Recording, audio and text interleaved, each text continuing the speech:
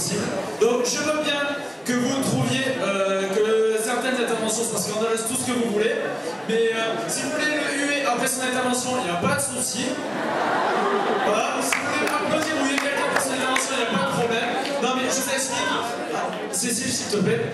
Le problème, c'est que là, l'intervention, il y a énormément de temps qui est perdu, et on est obligé de rajouter du temps après parce qu'il n'y a pas ces 3 minutes qui sont données. Donc je vous demande de respecter les interventions. Merci.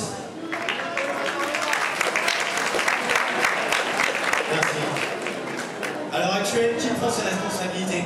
Qui prend ses responsabilités face aux étudiants qui sont grévistes ou non grévistes? Qui le fait? Qui le fait à l'heure actuelle? Certainement pas l'ancien âgé, certainement pas parce que je vois. Parce qu'à l'heure actuelle, si on prenait nos responsabilités, on dirait aux étudiants qu'il n'est pas possible d'obtenir la validation automatique du semestre et qu'il faut mettre en place la possibilité d'avoir pour chacun des modalités d'examen et le maximum au moins la possibilité d'avoir accès à des cours. Voilà. Donc dans la démagogie, oui aux réalités, et disons la vérité aux étudiants. Et aujourd'hui, le choix qui est donné aux étudiants du Mirail, c'est non pas de gagner sur la lutte, sur les rues, c'est le choix ou non d'enterrer ou non leur année. Et c'est aujourd'hui que ça se décide.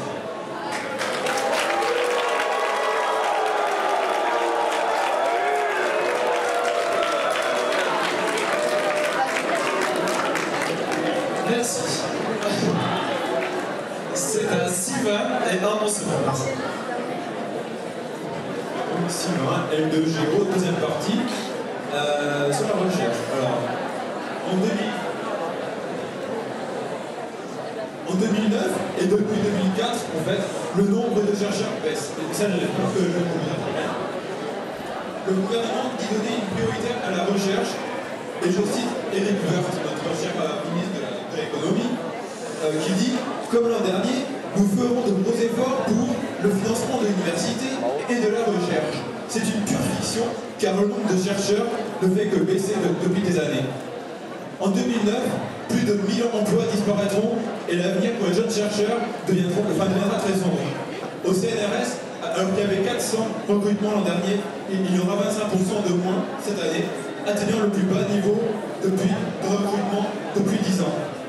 Cela annonce bien les politiques du gouvernement qui, et je cite encore notre cher ministre de l'économie, Christine Lagarde, en date de dimanche dernier, je veux muscler le crédit d'impôt, recherche, et je regrette que la recherche privée ne représente qu'1% du PIB en France.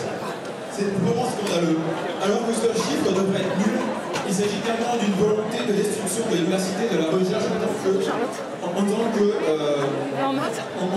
service public. Alors venir dire que le gouvernement mettra la priorité sur la recherche, c'est se foutre carrément du monde. Alors aujourd'hui, il faut reconduire la grève, afin de faire plier le gouvernement qui accumule, et évidemment il accumule les mauvais coups diplomatiques. Alors le dernier en date, et bien sûr la rétention de salaire pour les excellents chercheurs. Ensuite, il faut reconduire les piquets de grève, car c'est le seul moyen de faire pression sur ce gouvernement. Alors après, vous le prenez comme vous voudrez, mais moi, je vais terminer sur cette petite citation de Jaurès, qui était un adjoint à la culture à Toulouse, enfin de famille, et qui disait par l'université, elle restera nationale, mais elle sera aussi régionale.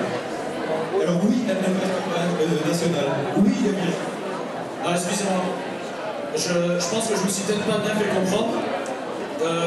Quand je vous demande de ne pas crier sur quelqu'un, c'est aussi respecter son temps de parole et laisser-le parler, et qu'on puisse l'entendre. Ah, merci. Donc, s'il vous plaît, laissez-le parler. Donc, je termine. Donc, voilà. Donc, il y a eu le chargement Jaurès disait elle restera nationale, on parle d'université, mais elle sera aussi régionale. Alors, oui, elle restera nationale. Alors avec un ministre de la Recherche, bien évidemment, oui, les régions aideront l'université, notamment dans l'entretien des locaux, c'est ses compétences, et oui, elle restera publique.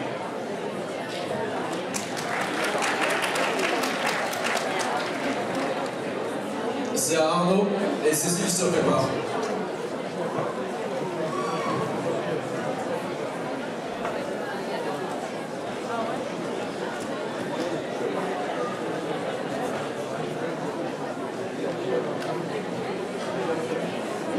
Toujours la même histoire, toujours syndical à la GTPSE. Je vais intervenir et je vais l'Assemblée Générale, et non pas sur mon syndicat, parce que contrairement à beaucoup d'organisations, je me place avec les étudiants parce que je suis étudiant, je ne parle pas en leur nom. Premièrement, ici, la réalité de terrain, c'est le rapport de force. Le rapport de force sur ces facultés, nous l'avons. Comme de différentes facultés en France ont le rapport de force parce que justement, ils ont mis les piquets de grève. J'aimerais que tout le monde écoute parce que c'est important en fait, de comprendre en fait, cette réalité de terrain, que pour l'instant, c'est nous justement qui avons le rapport de force, que la présidence est obligée de venir dans nos assemblées générales pour faire entendre sa voix et pour faire entendre ses plans bidons d'examen, qu'ils soient en juin ou en septembre. Première chose. Deuxième chose, l'UNEF ou l'AC, syndicat co-gestionnaire, et mon syndicat co-gestionnaire, oui, syndicat co-gestionnaire, je suis désolé. Rétablissons quelques vérités, je vais répondre aux attaques. L'UNEF a signé les IB. Qu'est-ce que les IB? C'est le syndicat européen des étudiants. Ce sont eux qui ont signé le processus de Bologne en 1999. Donc en fait, ils luttent contre les réformes universitaires, mais ils ont signé depuis plus de 10 ans, depuis 10 ans à peu près. Rétablissons quelques vérités. Par rapport au camarade qui est passé tout à l'heure et qui est derrière et qui disait anti-bloqueur, anti-bloqueur, moi je dirais qu'il n'y a pas de bloqueur et d'anti-bloqueur, il y a des grévistes et des anti-grévistes. Je l'ai déjà dit la semaine dernière. Par rapport, et pour savoir comment on casse une grève, tout simplement, au milieu étudiant, il y a toujours eu le chantage aux examens. Et ce chantage aux examens, il se joue justement sur la peur individuelle qu'il y a en chacun de nous de savoir comment on va faire. Le problème, c'est que les examens maintenant, c'est un problème collectif et on doit résoudre ça à travers des discussions et des résolutions collectives. Et non un syndicat qui va négocier, ou des syndicats qui vont négocier à Paris le comment on va faire au niveau des examens. Justement, des propositions qui ne sont même pas votées en Assemblée Générale. Par rapport à ça, plusieurs problèmes, la présidence, plusieurs problèmes, les antigrévistes. Je pense qu'on doit vraiment se défendre, on doit maintenir une occupation permanente, on doit maintenir un SO performant, parce que justement ce sont des dangers en fait imminents auxquels on doit faire face, on doit s'organiser matériellement et on doit maintenir ce rapport de force qu'il y a sur la fac et ne surtout pas céder au chantage et aux manœuvres politiques qu'il y a en permanence en fait dans ces assemblées générales et qui, moi le premier... voilà, m'énerve. Justement, je ne vais pas faire la pub pour un syndicat ou pour une garde des chapelles. Là, le problème, c'est que justement, il y a des intérêts à défendre, il y a le rapport de force qu'on doit maintenir, et des gens qui veulent casser ce rapport de force pour un retour à la normale. Comment on peut envisager un retour à la normale après 3 mois de grève dure? On doit continuer, justement. La validation automatique de l'année est le seul moyen pour continuer une lutte.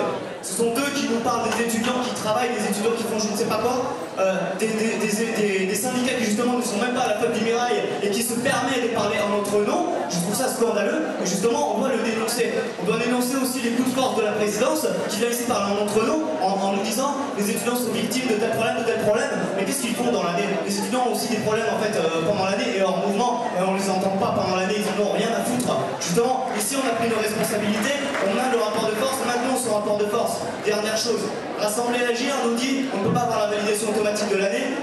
Quelles conséquences? Eh bien les M1, les M2, les L1, L2, L3, on va tous redoubler. C'est faux. L'université ne peut pas prendre le moyen de faire redoubler 20 000 étudiants. Il faut bien en avoir conscience.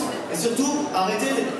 Il ne faut pas surtout jouer cette logique individuelle, en fait, c'est cette logique méritocratique qui fait qu'on va tous avoir un diplôme avec un contenu bidon. Aujourd'hui, ce qui dévalorise nos diplômes, ce qui dévalorise l'université, c'est le plan réussite en licence, qui professionnalise les licences, c'est le contrat doctoral, c'est la LRU et toutes les politiques patronales, et ce depuis plus de 10 ans. Rétablissons quelques vérités.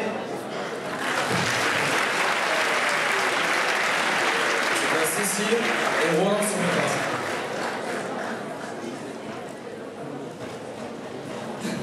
Moi, je voudrais répondre à plusieurs attaques qui ont été faites sur les étudiants. Alors, vous serez ravis d'apprendre que vous êtes les derniers de classe de toute l'université. Ça, c'est ce qu'a dit, je ne sais plus quel loustic de l'AC, qui est venu nous dire que nous, ici, si on refusait les piquets, c'est juste pour valider nos examens. Moi, je voudrais parler en mon nom propre. J'ai validé mon semestre avec plus de 15 de moyenne, le premier, et le deuxième, je peux l'avoir quand je veux. Alors, tes réflexions pour dire qu'on est nul et qu'on conduit les piquets que pour ça, et je parle pas comme mon nom en disant ça, franchement, tu les gardes pour toi parce que tu sais pas à qui tu parles. Et la conscience politique, oui, on l'a, et c'est précisément pour ça qu'on en agit, c'est parce qu'on est tous au TTV. Et là-dessus, je voudrais parler à celui qui nous demande qui c'est qui prend ses responsabilités par rapport aux étudiants qui aujourd'hui ne peuvent pas avoir d'examen et qui nous dit qu'on parle plus de la LRU. Non mais attends, elle est où? C'est quoi ton trip?